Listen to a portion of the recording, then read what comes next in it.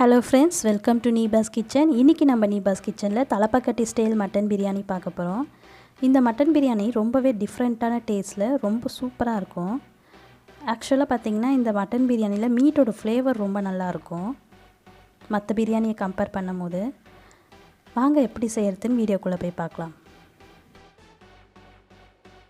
First தேவையான பொருட்கள் பார்த்துக்கலாம். 400 கிராம் மட்டன், 1.5 கப் சீரக சம்பா அரிசி கழுவிட்டு அரை மணி நேரம் ஊற வச்சு வடிகட்டி வச்சுருக்கேன்.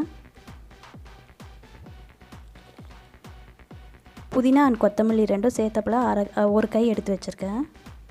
1 டேபிள் ஸ்பூன் நெய், 4 டேபிள் ஸ்பூன் எண்ணெய் கலந்து வச்சுருக்கேன். 1/4 கப் போல் தயிர் எடுத்து வச்சுருக்கேன். 1 டீஸ்பூன் தனி மிளகாத்தூள்,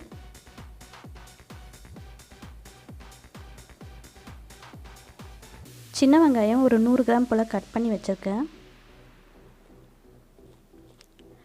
அரை எலுமிச்சைப்பழம், ஒரு பட்டை லவங்கம் அண்டு ஏலக்காய், 3 பூண்டு உரிச்சிட்டு நல்லா பொடியாக கட் பண்ணி வச்சுருக்கேன். இந்த மாதிரி பொடியாக கட் பண்ணிக்கோங்க. இதை அரைக்கிறதுக்கான மசாலா ஒரு 7 பச்சை மிளகாய் எடுத்திருக்கேன். ஒரு 2 சின்ன வெங்காயம் தோல் உரிச்சிட்டு கட் பண்ணி வச்சுருக்கேன். 2 துண்டு இஞ்சி, அதாவது 2 இன்ச் அளவில் இஞ்சி கட் பண்ணி வச்சுருக்கேன். பட்டை ஒரு பீஸ், மேஸ் அதாவது ஜாதி பத்திரி சொல்லுவாங்கள்ல அது, அப்புறமா ஜாதிக்காய் கொஞ்சமாக எடுத்து வச்சுருக்கேன். 4 ஏலக்காய், 3 கிராம்பு அண்ட் ஒரு கடல் பாசி எடுத்து வச்சுருக்கேன். இப்போ பிரியாணிக்கு தேவையான மசாலா அரைச்சிக்கலாம். பச்சை மிளகாவை மிக்ஸி ஜாரில் போட்டாச்சு. 2 சின்ன வெங்காயம், இஞ்சி, ஒரு துண்டு பட்டை, ஒரு ஜாதி பத்திரி, ஜாதிக்காய் கொஞ்சமாக போடுங்க, கடல் பாசி, கிராம்பு, ஏலக்காய் ஒரு 4 ஆட் பண்ணிக்கிறேன். இது எல்லாத்தையும் கொஞ்சமாக தண்ணி விட்டு நல்லா பேஸ்ட் மாதிரி அரைச்சிக்கோங்க. பிரியாணிக்கு தேவையான மசாலா அரைச்சாச்சு.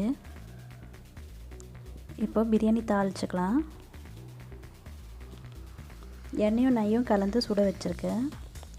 ஒரு பட்டை, கிராம்பு அண்ட் ஏலக்காய் போட்டுக்கலாம், ஏன்னா நம்ம மசாலா அரைச்சிருக்கோம். கட் பண்ணி வச்சுருக்க பூண்டு போட்டு வதக்கிக்கோங்க. பூண்டு நல்லா வதங்கி வந்ததும் சின்ன வெங்காயத்தை ஆட் பண்ணிக்கலாம்.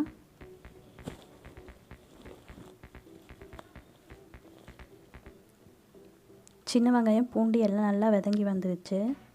இப்போ அரைச்சி வச்சுருக்க மசாலாவை ஆட் பண்ணிக்கலாம். மசாலா எல்லாம் நல்லா எண்ணெய் பிரிஞ்சு வதங்கி வந்திருக்கு. நல்லா ஸ்மெல் வருது. இப்போ மட்டன் ஆட் பண்ணிக்கலாம். மட்டனை இந்த மசாலாலேயே நல்லா ஃப்ரை பண்ணிக்கோங்க. அதாவது ஒரு 2 மினிட்ஸ் போல் ஃப்ரை பண்ணி எடுத்துக்கலாம். கவுச்சி அடிக்காமல் இருக்கும் இந்த மாதிரி நீங்கள் பண்ணிங்கன்னா.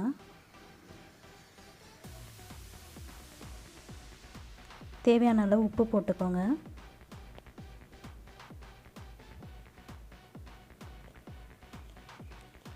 தனி மிளகாத்தூள் 1 டீஸ்பூன் ஆட் பண்ணுறேன். கொஞ்சமாக புதினா, கொத்தமல்லி கொஞ்சம், தயிர் 1/4 கப் ஆட் பண்ணியிருக்கேன். இதெல்லாம் சேர்த்து கொஞ்ச நேரம் வதக்கிக்கோங்க. நல்லா வதங்கி வந்துடுச்சு. இப்போ தண்ணி ஆட் பண்ணிக்கலாம். நான் 2 கப் தண்ணி ஊற்றுறேன். கப்பில் அரிசி அளக்குறீங்களோ அதுலேயே தண்ணிக்கும் அளந்துக்கோங்க. இப்போ இது ஒரு 8 விசில் போல் விட்டுக்கலாம். விசில் வந்துடுச்சு, 8 விசில். ஓப்பன் பண்ணிக்கலாம்.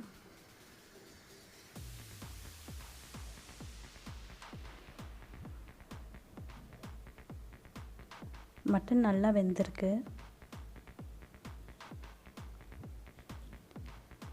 நான் 1.5 கப் அரிசி எடுத்திருக்கேன். ஆல்ரெடி 2 கப் தண்ணி ஆட் பண்ணிட்டேன். இப்போ இன்னும் 1 கப் ஆட் பண்ணிக்கிறேன். 1 கப் அரிசிக்கு 2 கப் தண்ணி அளவு. இப்போ அடுப்பு பற்ற வச்சு நல்லா கொதி வர வரைக்கும் வெயிட் பண்ணுவோம்.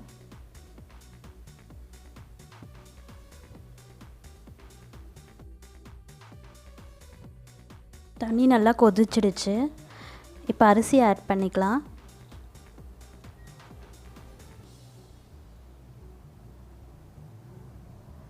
இப்போ ஒரு மூடி போட்டு அப்படியே வேக விட்டுடலாம். விசில் எதுவும் வைக்க வேண்டியதில்லை. ஒரு 10 நிமிஷம் கழித்து ஓப்பன் பண்ணி பார்க்கலாம். நல்லா கொதி வந்திருக்கு. ஒரு வாட்டி கலந்து விட்டுக்கலாம். அடி எதுவும் பிடிக்குதான்னு செக் பண்ணிக்கோங்க. இப்போ இதில் இருக்க தண்ணி எல்லாம் நல்லா வற்றி வரணும். அது வரைக்கும் வெயிட் பண்ணுவோம்.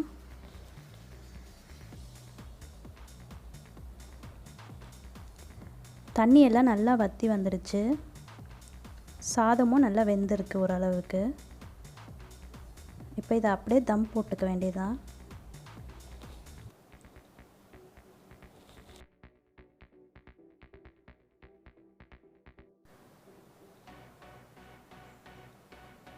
லெமன் ஜூஸ் ஃபைனலாக கொஞ்சம் ஆட் பண்ணிக்கலாம்.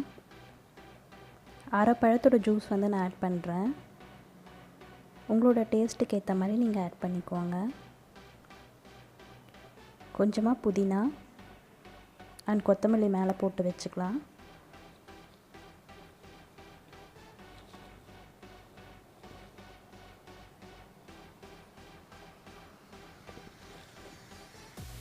தம் போடுறதுக்குன்னு தனியாக கல் வச்சுருக்கேன். அதை நல்லா சூடு பண்ணிவிட்டு பிரியாணி பாத்திரத்தை வச்சுக்கலாம். சைட்ஸில் உள்ளதெல்லாம் எடுத்து விட்டுக்கோங்க.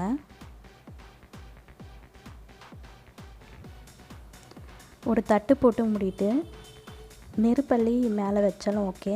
நான் கேஸில் பண்ணுறதுனால தண்ணி பாத்திரம் வந்து வச்சுருக்கேன். ஒரு 10 நிமிஷம் கழித்து தம்லேருந்து இறக்கிடலாம். நல்லா சூப்பரான வாசனை வருது. மேலே நம்ம ஆட் பண்ண கொத்தமல்லி அண்ட் புதினா வந்து நல்ல ஃப்ளேவர் கொடுக்குது பிரியாணிக்கு. மெதுவாக கலந்து விட்டுக்கோங்க. அரிசி அண்ட் மட்டன் எல்லாமே ரொம்ப நல்லா சேர்ந்து வெந்து வந்திருக்கு.